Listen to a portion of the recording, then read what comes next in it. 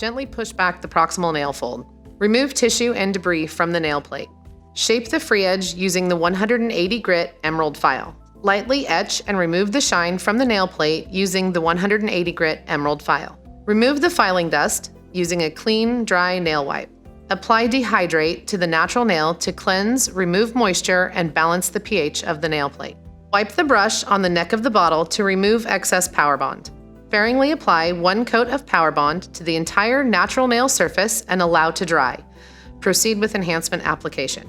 Apply base to the nail and slide finger into the Dip and Sculpt white powder to create a smile line.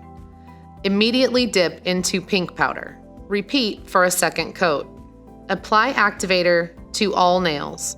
File and shape the nails, then buff smooth. Apply a second coat of activator. Allow to dry for 1 minute. Remove excess activator residue with a dry nail wipe. Quickly apply 1 coat of sealer to one hand and immediately follow with a second coat, slowly covering the entire nail surface. Allow to dry for 2 minutes. Finish with lavender cuticle oil.